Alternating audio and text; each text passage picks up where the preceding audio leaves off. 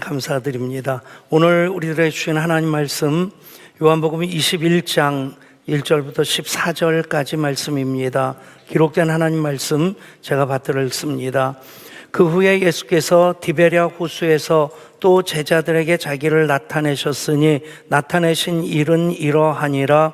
시몬 베드로와 디두모라 하는 도마와 갈릴리 가나 사람 나다나엘과 세베대의 아들들과 또 다른 제자 둘이 함께 있더니 시몬 베드로가 나는 물고기 잡으러 가노라 하니 그들이 우리도 함께 가겠다 하고 나가서 배에 올랐으나 그날 밤에 아무것도 잡지 못하였더니 날이 새어갈 때에 예수께서 바닷가에 서셨으나 제자들이 예수이신 줄 알지 못하는지라.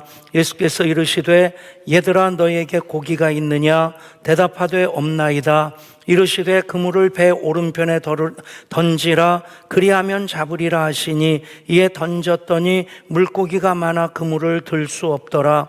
예수께서 사랑하시는 그 제자가 베드로에게 이르되 주님이시라 하니 시몬 베드로가 벗고 있다가 주님이라 하는 말을 듣고 겉옷을 두른 후에 바다로 뛰어 내리더라.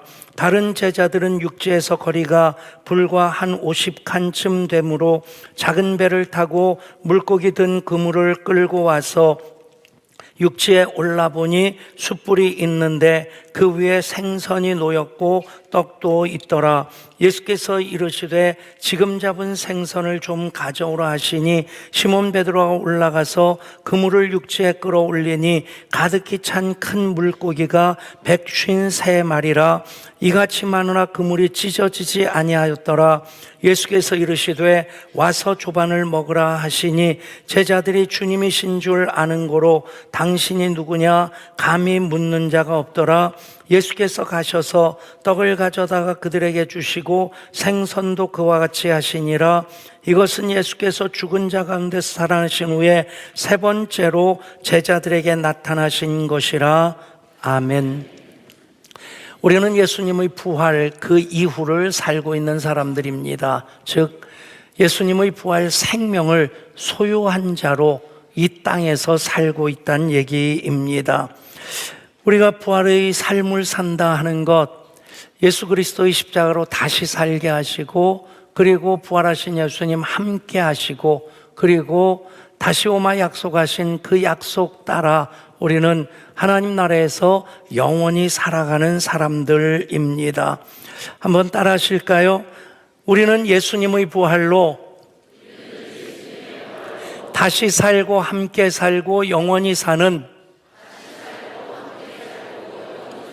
하나님의 백성들입니다. 아멘. 그 일을 예수님 십자가로 구원하시고 부활로 완성하셔서 부활의 생명 가지고 사는 우리들, 비록 이 시간과 공간 속에 살지만 그 생명은 영원으로 잇대어지는, 영원까지 이어지는 생명인 것 믿으시기를 바랍니다. 그래서 예수님의 부활은 은혜 중에 가장 큰 은혜입니다. 능력과 권세, 수많은 기적들 행하셨지만 가장 큰 기적이고 가장 큰 능력, 가장 큰 하나님 자녀의 권세가 바로 예수 부활하심으로 말미암아 우리가 소유하게 된 부활 생명입니다. 오늘 말씀 요한복음 21장은 전체 요한복음의 흐름에서 보면 부록과 같이 기록되어진, 덧붙여진 그런 성경입니다. 20장 30절과 31절 보면 이렇게 기록되어 있습니다. 예수께서 제자들 앞에서 이 책에 기록되지 아니한 다른 표적도 많이 행하셨으나 오직 이것을 기록함은 너희로 예수께서 하나님의 아들 그리스도이심을 믿게 하려 함이요 또 너희로 믿고 그 이름을 힘입어 생명을 얻게 하려 함이니라. 아멘. 요한복음 전체를 보면 예수님 3년 공생의 갈릴리 사역 그 3년에 대해서는 절반 정도 기록하고 있고 마지막 십자가를 지시기 위해서 예루살렘으로 올라오시고 그곳에서 십자가에서 죽으시고 부활하시기까지 마지막 일주일이 거의 절반을 차지하고 있습니다. 그러니까 예수님 사역의 초점이 십자가와 부활이라고 하는 것이죠. 그것이 무엇이냐? 바로 많은 예수님 행하신 일들, 이 책에 기록되지 않은 많은 표적도 많이 행하셨다는 얘기입니다. 그런데 예수님이 그리스도이시다, 하나님의 아들이시다라고 하는 것을 증거하기 위해 꼭 필요한 것들만 20장까지 모아서 사도 요한이 기록했다는 얘기입니다. 그렇게 기록한 요한복음을 통해서 예수께서 하나님의 아들 그리스도이심을 믿게 하려는, 그리고 그 생명을 그 이름을 힘입어 그 영원한 생명을 소유한 자로 살게 하시고자 하시는 그 목적으로 요한복음이 기록되어진 것입니다. 그런데 21장이 또 기록되어집니다. 아마도 부활하신 이후에 예수님께서 또 제자들을 여러 번 만나 주셨는데, 제자들이 특별히 이 요한복음을 기록한 사도 요한이 험악한 세월을 삽니다. 그때부터 시작되어지는 그 교회에 대한 박해가 무려 300년 동안 이어지게 되는데, 그 박해 때문에 사도 요한도 반모섬에 유배되어 있었고, 그리고 많은 이들이 단지 예수 믿는다는 이유 하나만으로 목숨을 잃어야 되는, 재산을 빼앗기고 추방돼야 되는 그런 험악한 세월을 살고 있는데, 요한복음 21장을 꼭 부록으로서라도 기록해서 보태야 되는 그 이유, 이 험한 세상, 제자들만이 아니라 앞으로 살아갈 모든 그리스도인들 삶의 현실인데, 그러나 주님은 제자들 그렇게 공허한 가운데 실패를 맛보고 일어날 힘도 없는 그런 상황에 제자들을 찾아오신 것처럼 언제나 예수 믿는 사람들, 예수님을 구주로 믿는 모든 이들을 찾아오고 있다, 함께 계시는 주님이시다라고 하는 것을 다시 한번 강조하고자 하는 그런 목적으로 이 말씀이 부록으로 또 기록되어진 것입니다. 디베랴 호수에서 예수님이 제자들에게 나타내신 일을 기록하고 있습니다. 갈릴리 호수라고 하는 것, 그것은 일반적으로 유대인들이 부르는 이름이고, 디베랴라는 그 이름은 로마식 이름입니다. 그러니까 디베랴라고 하는 이름을 쓴 것은 그 사이에 시간도 꽤 흘렀고, 그들을 로마 시대에 사는 사람들에게 익숙한 디베랴라는 이름을 쓰고 있는 것입니다. 제자들 갈릴리를 생각하면 예수님과 함께 동고동락을 했던 3년, 오롯이 그 추억의 한가운데 자리 잡고 있을 것입니다. 예수님 3년 사역 가운데 마지막 일주일만 예루살렘에서 행하셨습니다. 그러니까 3년 사역의 대부분을 갈릴리 호수 인근에서, 첫 번째 기적을 행하신 가나도 그 옆에 있는 마을이고, 거기서 오병이어 기적도 행하시고, 돼지떼들이 절벽에서 떨어져 죽은 것도 그곳이고, 그러니까 다 그곳에서 예수님 행하셨기 때문에 갈릴리 호수, 언제나 예수님 추억으로 가득 차 있는 곳이죠. 저에게도 갈릴리 호수를 3번 방문하게 되었는데, 첫 번째 노예에서 갔을 때가 거의 20년 가까울 때인데, 갈릴리 바닷가 작은 펜션에서 머물렀고, 그래서 아침에 일어났을 때 그곳 바닷가를 거니는데 워낙 큰 호수니까 바다라고도 부르는 겁니다. 정말 시간은 2000년이나 지났지만 예수님 제자들과 함께 이곳을 거니셨겠구나 하는 생각만으로도, 그곳의 풍경도 참 아름답기도 하지만 예수님 걸으셨겠구나 하는 생각만으로도 그 길이 얼마나 저에게 소중하게 가슴에 담겨지든지. 그래서 나중에 우리 교회에서 성지순례를 갈 때 그곳에 하루 1박 할 수 있도록 좀 계획을 짜달라 부탁을 했는데, 전체 일정상 거기서 1박은 불가능합니다. 좀 많이 아쉬웠어요. 그래도 그 선상 예배, 갈릴리 호수에 배를 띄우고 예배 드리고 성찬식을 했던 그 기억, 갈릴리 바다를 방문했던 모든 분들은 그냥 그 어떤 기억보다도 소중하게 가슴의 한가운데 자리 잡고 있는 기억일 것이라 생각합니다. 그랬던 제자들인데 여러분, 예수님이 이제는 곁에 안 계십니다. 사랑하는 가족, 영원히 같이 살 것 같았는데 어느 날 곁을 떠나게 될 때 물론 천국 소망으로 다시 만날 것을 믿지만 그 빈자리, 그 어떤 것으로도 대신할 수 없을 것입니다.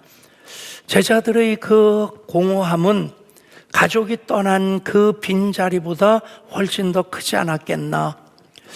예수님 십자가 곁에 있지 못했던 죄송한 마음, 죄스러운 마음에 더해서 그 마음이 얼마나 컸으면 예수님 부활하셨는데도 불구하고 그들이 예수님 말씀하신 그 말씀들을 기억하면서 이제 우리 다시 잘 살아봅시다 결단해야 되는 그 시점인데 제자들은 갈릴리 바닷가로 고기 잡으러 내려갔던 것입니다.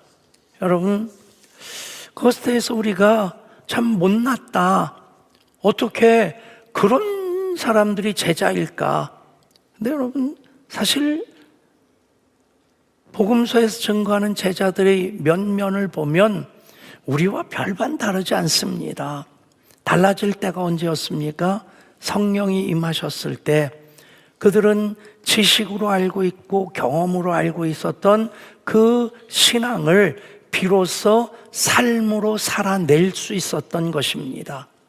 여러분, 그 과정이 예수님께서 제자들을 다시 찾아오시고 그들을 일으켜 세워주심으로 오직 성령이 너에게 임하시면 너희가 권능을 받고 거기까지 계속해서 한 걸음 한 걸음 나아갈 수 있도록 하나님 인도해 주십니다. 그러니까 예수님 갈릴리 호숫가 제자들 고기 잡으러 갔습니다. 그런데 밤이 새도록 한 마리도 잡지 못했습니다. 그러다 새벽을 맞이했습니다. 그 하나하나의 상황이 굉장히 절망스러운 상황입니다. 낙심하고 절망하게 되는 그런 시점에 예수님 찾아오십니다. 그래서 예수님 볼지어다 내가 세상 끝날까지 너희와 항상 함께 있겠다 하신 그 약속을 되새겨 주시고 그들에게 각인시켜 주시는 것입니다.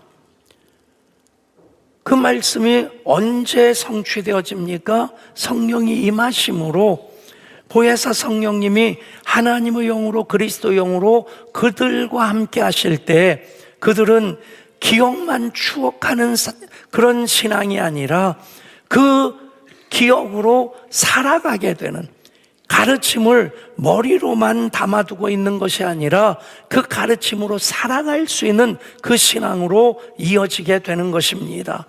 예수님 찾아오신 목적은 내가 너희와 언제나 함께 있다 하는 것을 각인시켜 주시고자 하심입니다. 그 상황이 아무것도 잡지 못한 그런 순간입니다.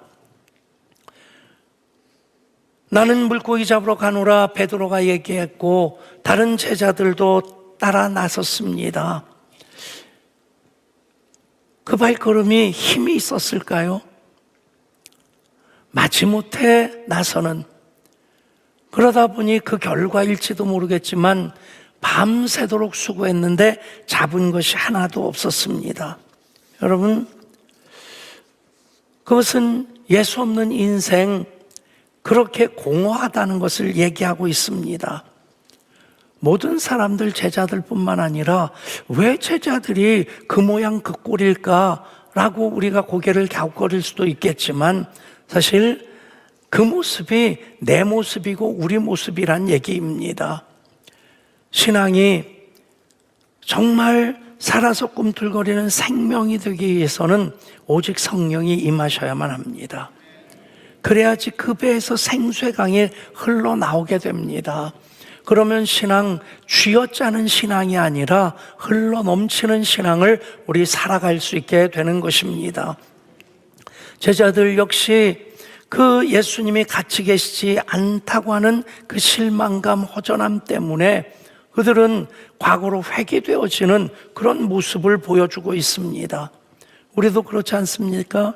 예배 드리고 내일 하루를 시작하는데 여러분 아침에 둥근 해가 떴습니다. 자리에서 일어나 그러면서 하루를 얼만큼 기대하십니까? 기억하십시오.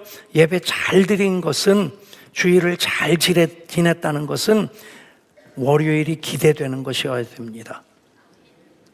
집 나간 아멘을 찾습니다. 갑자기 월요일 생각하니까 그 상사, 그 인간 귀신이 잡아먹었으면 좋겠는 그 인간이 떠올라서 아멘을 못 하십니까? 여러분, 우리가 그런 마음 가지고 있는데 그렇게 살아가지 못하는 이유가 뭡니까? 내 힘으로는 안 됩니다. 오직 성령이 임하시면. 그래서 예수님께서 약속하신 성령이 임하시기까지 너희는 이곳을 떠나지 말라. 아멘. 오늘도 말씀, 성령님 가운데 나에게 주시는 레마의 말씀이 될 수 있기를 축복합니다.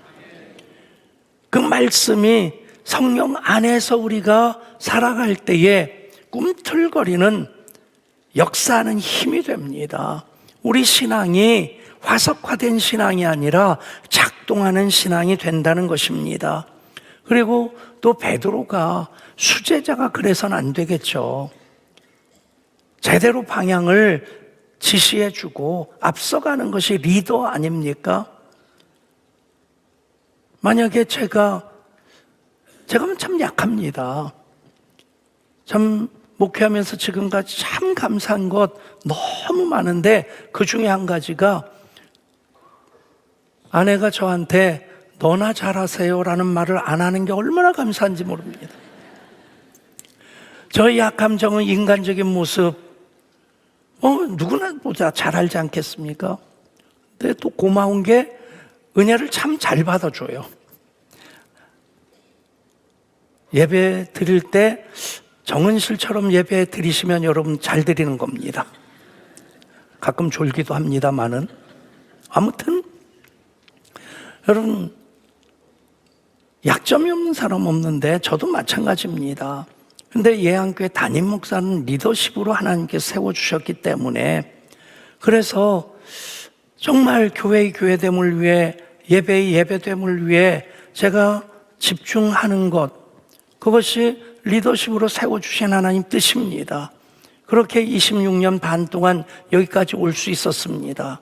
그 순간 베드로가 형제 여러분, 우리가 이렇게 해야 됩니다. 바른 말 제대로 했다면 고기 잡으러 안 가고 또 다른 이야기가 기록될 수 있었을 텐데, 여러분 모두가 다 그런 현실을 살고 있다는 얘기입니다.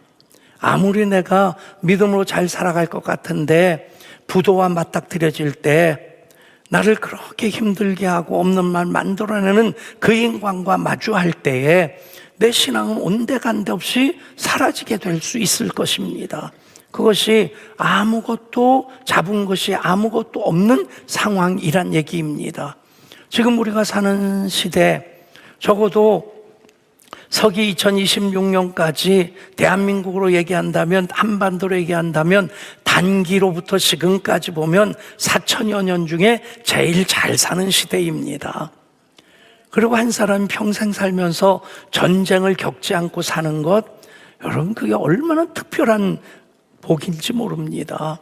더더군다나 AI 시대, 보랏빛 꿈에 대해서 얼마나 많은 얘기를 합니까? 일론 머스크 같은 경우 한 10년 동안은 고생하겠지만 그것 지나고 나면 AI 휴머노이드 로봇이라든지 AID 그런 AGI, ASI 그래가지고 범용 인공지능, 슈퍼 인공지능 시대가 되면 사람들의 분별력, 결단력보다 더 뛰어난 AI가 모든 것을 다 해줄 테고, 우리는 기본 소득만 가지고도 룰루랄라 하면서 취미생활하고 여행하면서 살 수 있을 것이다.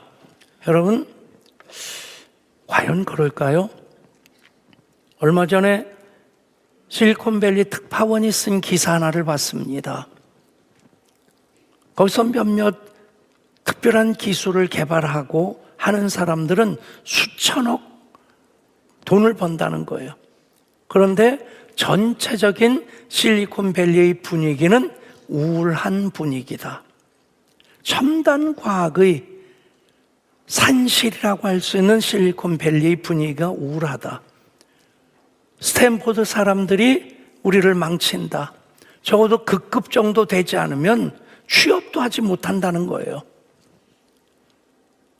그럼 지금 과학 기술이 얼마나 발달하고 있습니까?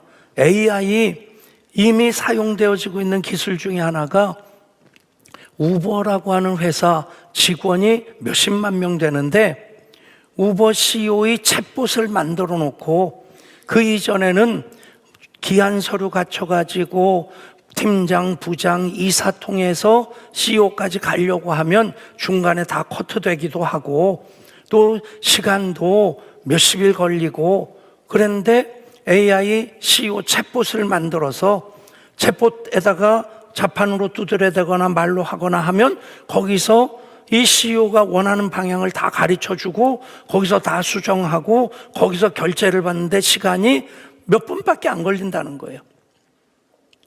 어떤 회사는 담당 직원이 언론사랑 상대하는 직원인데 언론사 주필들의 챗봇을 만들어 놨답니다. 그래서 A라는 신문에 보도자료를 내려고 하면 이 챗봇하고 얘기를 해가지고 이쪽에서 딱 원하는 그 방향대로 보도자료를 만든다는 거예요. 참 신기한 세상 살고 있어요. 그 담당자로서 보면 얼마나 편리합니까? 그 모든 기술들이 집약되어져서 최첨단 중에 최첨단 기술이 집약된 것이 우주선입니다. 아르테미스 우주선을 타고 달 뒷면까지 돌아서 며칠 전에 지구 귀환을 했어요.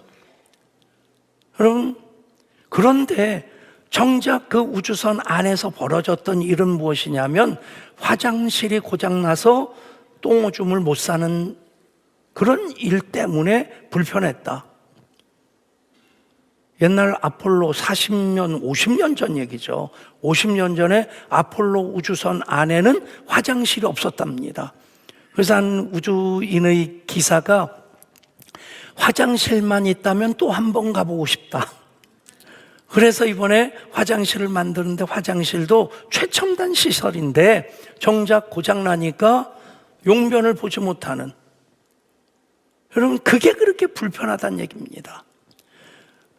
온갖 과학적인 상상력은 인간을 보랏빛 꿈을 꾸게 만드는데 정작 마주하는 현실은 화장실이 고장나서 소대변을 못 보는, 마트에 가서 장바구니 물가가 계속 치솟는 현실 속에서 한숨을 내쉬는 그런 현실, 우리가 사는 현실입니다. 남들은 주식 열풍 속에서 몇억 원을 벌었다고 하는데 그냥 바라만 보면서 허전한 가슴 쓸어 안아야 되는, 여러분, 그것이 아무것도 잡지 못한 우리의 현실이란 얘기입니다. 그런 상황에서는 50칸쯤 떨어져 있습니다. 200규빗입니다. 1규빗은 여기서 여기까지입니다. 그러니까 한 4, 50m 거리인데 제자들이 예수이신 줄 알지 못했어요. 그것이 제자들의 현실이고 우리 사는 현실입니다. 문제가 너무 크면 삶이 나를 짓누르고 있고 비교의식 때문에 찌들어 있다 보면 느느니 한숨이요 나오느니 눈물, 그런 현실 속에서 예수님이 곁에 계시는데도 예수인 줄 알지 못하는 그런 사람들을 위해서 부활하신 예수님 제자들을 찾아오신 것, 사도 요한이 다시 기록하고 있는 것입니다. 여러분, 팩트는 무엇입니까?